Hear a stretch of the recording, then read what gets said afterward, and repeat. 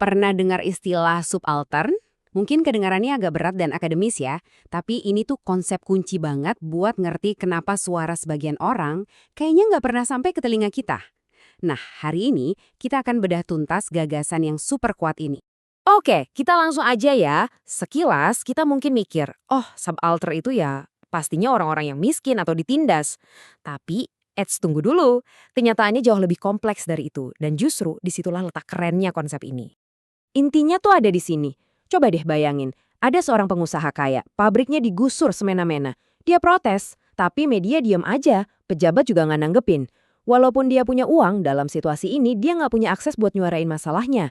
Nah, dia jadi subaltern. Jadi, jelas ya, ini bukan melulu soal kaya atau miskin, berkuasa atau enggak. Ini lebih dalam dari itu. Ini soal pembungkaman yang sistematis. Soal kelompok-kelompok yang suaranya, ceritanya, secara struktur emang sengaja nggak dikasih panggung. Buat benar-benar paham, kita harus kenalan dulu sama otak di balik konsep ini. Gayatri Chakravorty Spivak. Dia ini salah satu pemikir pasca kolonial paling penting yang bikin kita bisa ngelihat ketidakadilan dengan cara yang beda banget.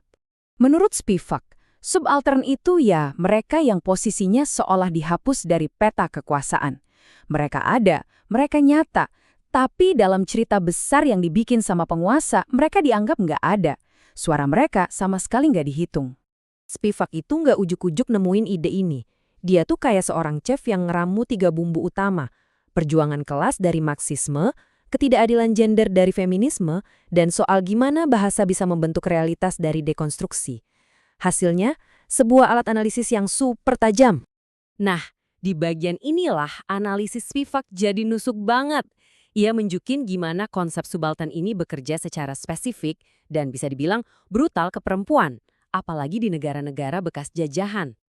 Apa sih maksudnya kolonisasi ganda? Gini, artinya mereka itu nggak cuma ditindas sama penjajah dari luar, tapi di waktu yang sama mereka juga ditekan sama sistem patriarki yang ada di dalam budaya mereka sendiri. Ini tuh kayak kejepit di antara dua tembok raksasa. Di satu sisi, sistem kolonial ngelempar mereka ke lapisan paling bawah. Di sisi lain, budaya patriarki di lingkungan mereka sendiri juga ngebatasin ruang gerak dan suara mereka. Posisi yang benar-benar sulit banget. Dan ini bukan cuma teori ngawang-ngawang loh.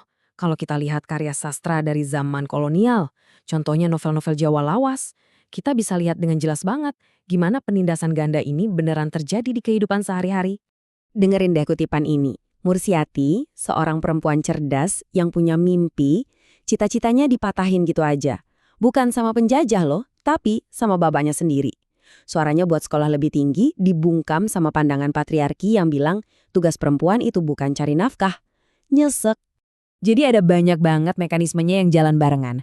Mulai dari akses pendidikan yang ditutup, dikasih cap emosional lah, gak rasional lah, sampai status sosialnya cuma nempel sama laki-laki. Semua ini cara sistematis buat mastiin posisi mereka tetap di bawah dan suara mereka ya nggak kedengaran.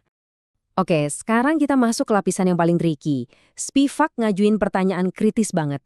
Gimana kalau ada intelektual atau aktivis yang niatnya baik mau coba mewakili atau menyuarakan mereka? Nah, justru di situ letak jebakan berikutnya. Biar ngerti, kita harus kenal konsep hegemoni. Ini tuh bentuk kekuasaan yang paling licin, nggak kelihatan. Bukan pakai senjata, tapi pakai ide. Caranya adalah dengan membuat ide-ide kelompok dominan itu terasa kayak kebenaran umum yang diterima semua orang, termasuk yang tertindas. Prosesnya tuh halus banget. Pertama, penguasa menyebarkan cara pandangnya lewat sekolah, media, budaya. Lama-lama cara pandang ini dianggap normal, dianggap ya emang begitu seharusnya, bahkan oleh kaum subaltern sendiri. Jadinya, mereka malah ikut melanggengkan penindasan atas diri mereka tanpa sadar. Nah, ini dia biang keroknya. Waktu ada orang pinter mau ngomong untuk kaum subaltern, mereka itu seringkali sadar atau nggak sadar pakai bahasanya penguasa, kerangka berpikirnya penguasa. Hasilnya, bukannya ngasih suara, malah makin membungkam suara asli si subaltern yang mungkin beda banget. Semua analisis yang tajam ini ngerucut jadi satu pertanyaan pamungkas. Pertanyaan yang jadi judul esai Spivak yang paling terkenal dan, jujur aja, mengguncang dunia pemikiran. Spivak nanya ini bukan buat dijawab simpel iya atau enggak. Pertanyaan ini sendiri adalah sebuah provokasi, sebuah tamparan biar kita sadar. Pertanyaan ini tuh maksa kita buat berhenti sejenak dan mikir, tunggu dulu. Kita dipaksa sadar betapa tebalnya tembok-tembok yang halangin suara-suara tertentu buat bisa didengar. Ini bukan soal mereka punya mulut atau enggak, ini soal struktur kekuasaannya. Dan ini ngebalikin semua cara kita mandang masalahnya. Mungkin aja kaum subaltern itu ngoceh terus, teriak terus, berekspresi terus.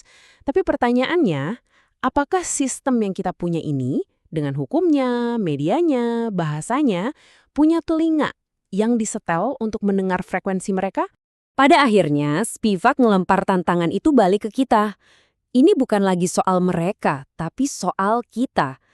Kalaupun subaltern berhasil menembus kebisuan itu, pertanyaannya adalah apakah kita udah siap buat bener-bener dengerin mereka dengan cara mereka, bukan dengan cara yang kita mau? Ini jadi bahan renungan buat kita semua.